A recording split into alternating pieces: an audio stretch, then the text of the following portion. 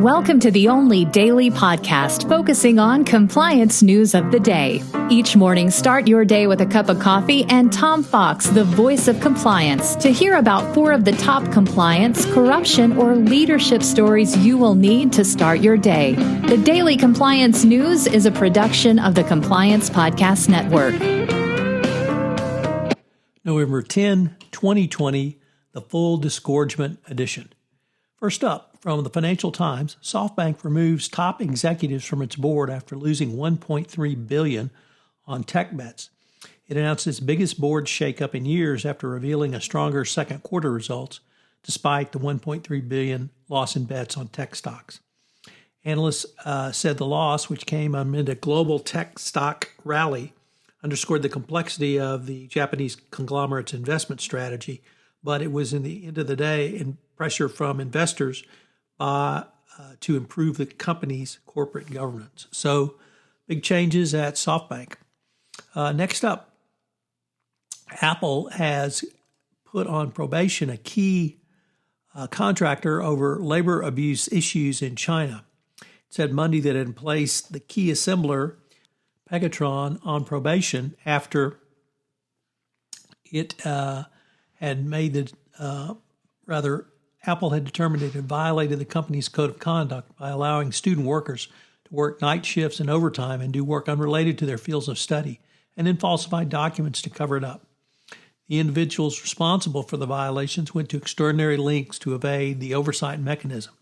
You have to wonder why Apple would put them on probation if you have an intentional cheating from the persons that you're doing business with.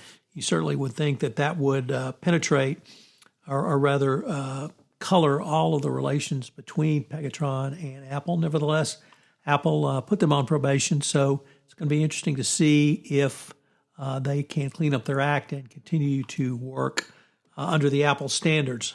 Apple occasionally drops suppliers or puts them on probation.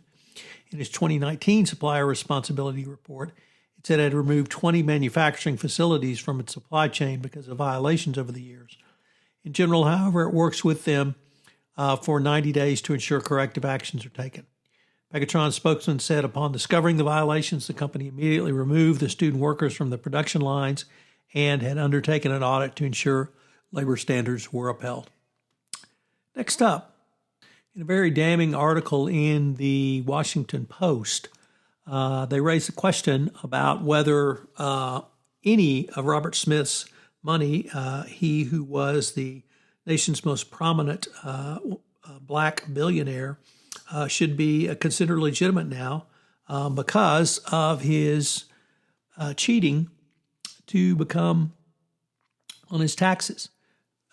Smith played a role in what federal prosecutors allege was the biggest tax evasion scheme in U.S. history, an effort by his longtime associate, Texas billionaire Robert Brockman, to hide $2 billion in tax authorities in programs deliciously named Redfish and Snapper.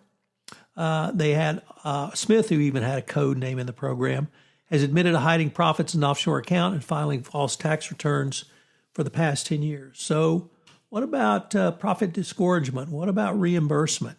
Well, obviously, Smith wanted to be the first in, and he was, to plead out and got a very, very lenient fine and penalty. And finally, should CEOs keep speaking out now that the Trump era is over? Should they continue to speak out against social injustices and government injustices? The Daily Compliance News is a production of the Compliance Podcast Network and a proud member of C-Suite Radio. Thanks so much for listening. I hope you'll join me again tomorrow.